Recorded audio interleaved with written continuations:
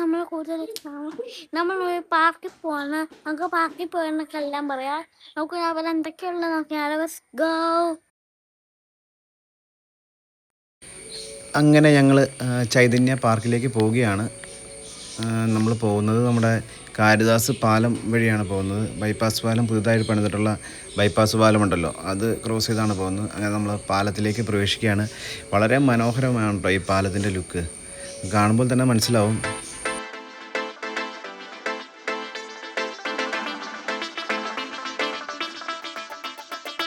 പാലത്തിലേക്ക് കയറുമ്പോൾ തന്നെ നമുക്ക് കാരിദാസ് ഹോസ്പിറ്റൽ കാണാം. നേരെ മുകളിൽ കാണുന്നതാണ് കാരിദാസ് ഹോസ്പിറ്റൽ. അങ്ങനെ ഞങ്ങൾ ഈ പാലം കഴിഞ്ഞാണ് നമ്മൾ ചൈതന്യ പാർക്കിലേക്ക് പോകുന്നത്. ഇവിടെ തൊട്ടടുത്തതിൻ്റെ ഓപ്പോസിറ്റ് ഒരു MVDയുടെ ഓഫീസുണ്ട്. MVD ഓഫീസാണത്. നേരെ ഈ റോഡ് ക്രോസ് ചെയ്യുന്നത് നേരെ കാരിദാസ് ഹോസ്പിറ്റലിൻ്റെ ഫ്രണ്ടിലേക്കാണ്. ഇവിടുന്ന് നേരെ റൈറ്റ് തിരിഞ്ഞാലാണ് നമ്മൾ ഉദ്ദേശിക്കുന്ന ചൈതന്യ പാർക്ക്.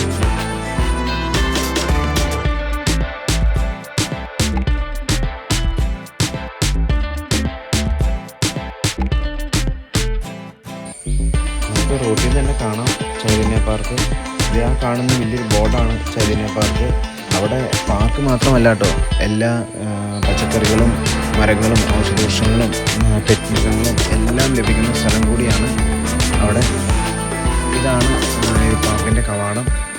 നമ്മൾ പാർക്കിലേക്ക് പ്രവേശിക്കുകയാണ്.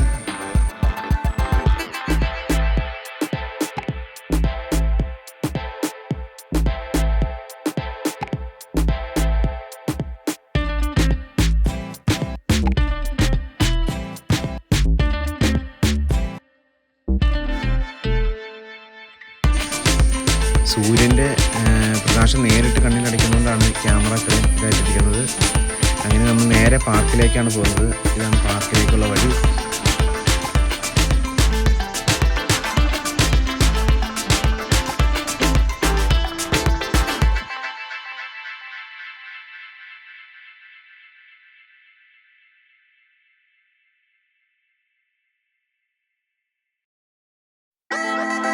അങ്ങനെ വിശാലമായൊരു പാർക്കിംഗ് ഏരിയ തന്നെയാണ് ഇവിടെ ഉള്ളത്. രണ്ട് സൈഡും പാർക്ക് ചെയ്യാം. ഇവിടെ ആളുകൾ ഇന്ന് കുറവായതുകൊണ്ടാണ് നമ്മൾ നേരെ പാർക്കിംഗ് ഏരിയയിൽ ചേർന്നുള്ള പാർക്കിംഗ് ഏരിയ തന്നെ പാർക്ക് ചെയ്യാൻ പോകുന്നത്. നല്ല സൂര്യപ്രകാശമുണ്ട്. അങ്ങനെ ഞങ്ങൾ ഇറങ്ങി നേരെ ആദംസിന് ഇവിടെ നേരത്തെ ഒന്ന് പരിചയമുണ്ട്. അതുകൊണ്ടാണ് അവൻ നേരെ അവൻ്റെ ഇഷ്ടപ്പെട്ട റൈഡുകളിലേക്ക് ഓടുന്നത്.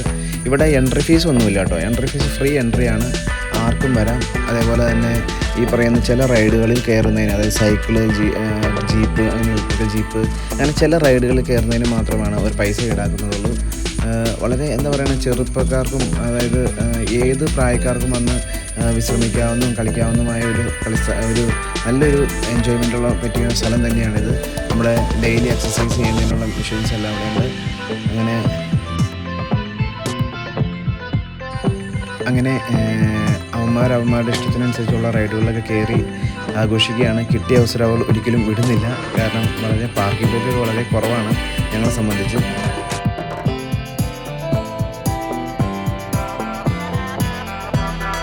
ഏത് പ്രായക്കാർക്കും ഇവിടെ വരാവുന്നതാണ്. എല്ലാവർക്കും ഫ്രീ എൻട്രിയാണ്. ഏജിൻ്റെ വെച്ചിട്ടുള്ള പ്രൈസ് ഒന്നുമില്ല. അതുപോലെ തന്നെ എല്ലാവർക്കും കയറാൻ പറ്റിയ റൈഡുകൾ ഇവിടെയുണ്ട്. എല്ലാവർക്കും ഒരു കുറച്ച് നേരം മനസ്സ് സന്തോഷിച്ച് കുറച്ച് നേരം ഇരിക്കാൻ പറ്റിയ നല്ലൊരു സ്ഥലം കൂടിയാണിത്.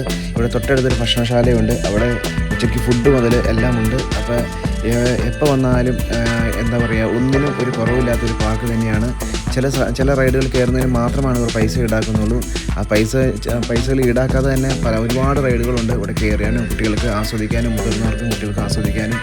ഞാനും ഒരു സെൽഫി ഫോട്ടോ എടുത്തു. കാരണം എൻ്റെ മാത്രം പിക്ചറില്ലായിരുന്നിട്ട് കാര്യമില്ലല്ലോ. അങ്ങനെ ഓരോരുത്തരുടെ ഇഷ്ടത്തിൽ കയറി അവർ എൻജോയ് ചെയ്യുകയാണ്.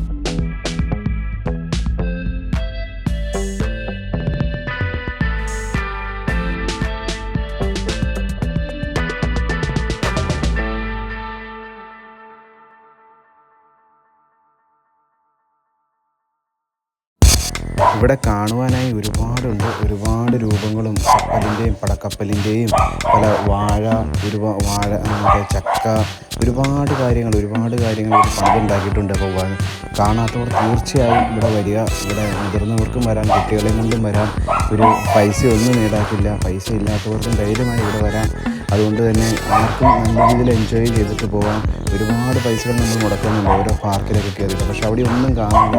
പക്ഷേ ഇവിടെ പൈസ മുടക്കാതെ തന്നെ നല്ല കുട്ടികൾക്ക് നല്ലൊരു വിരുന്നൊരുക്കി തന്നെ കുട്ടികൾക്ക് അവധി ദിവസം ഒരു നല്ല രീതിയിൽ ആഘോഷിച്ച് അവർക്ക് സന്തോഷമാക്കി നമുക്ക് കൊണ്ടുപോകാൻ സാധിക്കും. ഇവിടെ ഫുഡും കിട്ടും. അപ്പോൾ തന്നെ ഫുഡും വേണേൽ കഴിച്ച് കുട്ടികൾക്ക് ഒരു ദിവസത്തെ ഫുൾ ഒരു റിയൽ എൻ്റർടൈൻമെൻറ്റ് തന്നെ ആക്കി തീർക്കാം.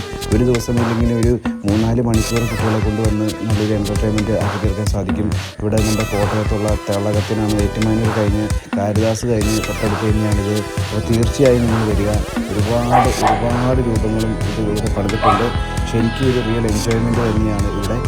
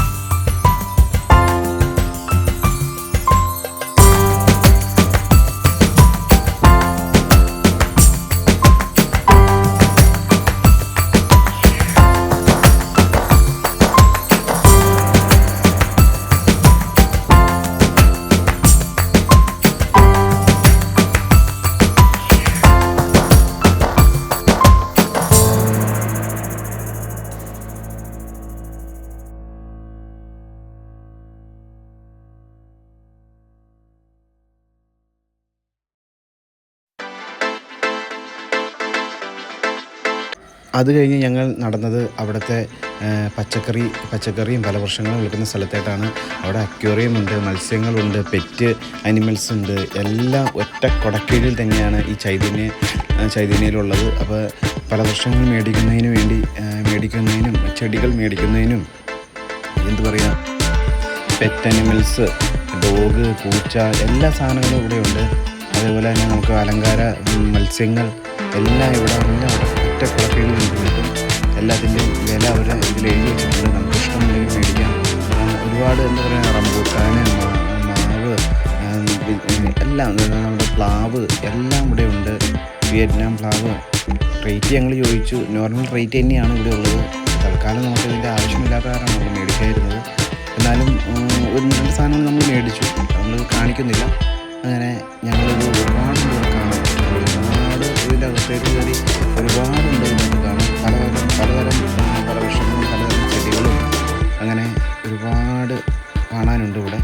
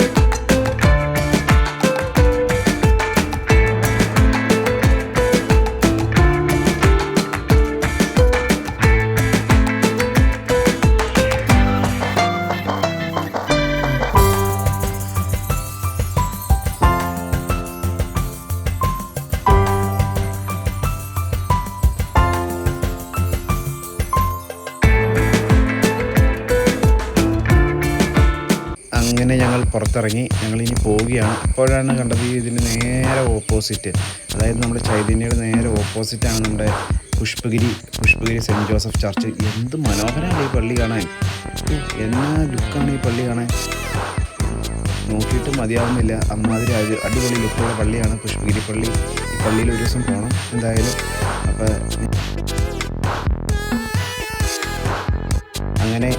അങ്ങനെ ഞങ്ങൾ ഇറങ്ങുകയാണ് ഇവിടെ നിന്ന്. ഓക്കെ, ഒരു പുതിയൊരു വീഡിയോയിൽ പിന്നെ കാണാം. Okay, by.